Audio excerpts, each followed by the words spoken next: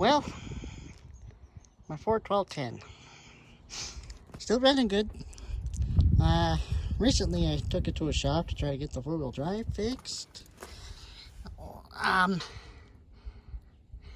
There was no parts inside the axle itself. Basically, it's the shaft that comes in there and then that little worm gear thing. That's all that's in the axle. Couldn't find parts from most places. Well, pretty much any place except for the local New Holland Case IH Ford dealer here in town. But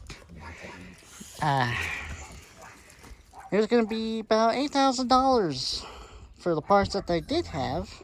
They had two parts that were not available, and that was the shafts that go out. Those were not available. So $8,000 for the parts that they did have. That is like almost double of what I paid for the entire tractor. So yeah, but he also said that usually these get scrapped because of the four-wheel drive not working. But anyways, yeah, so she's going to remain two-wheel drive for the rest of her life.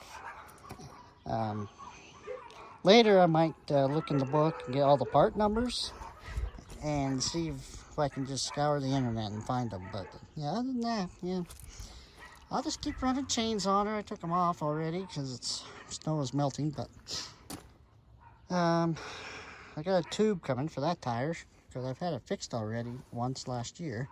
And it's going flat again after a day or two. So I'm just going to put a tube in it. And that should cure that problem.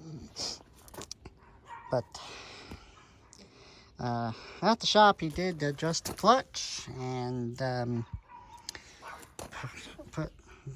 this thing broke, I guess, in the process of putting everything back together. So I also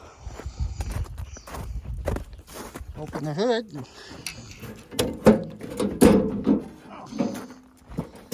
I had him install, it's on this side, I had him install a heater for it. So when it gets below probably 15 degrees or so, I can plug it in. And it's leaking on this side something. I think it's fuel. And I think the injectors might be leaking because the engine oil is fuller than what it's supposed to be. So I think you may have some oil, diesel getting into the oil. So I need to do a battery post cleaning on it. I'll probably do that today. But yeah,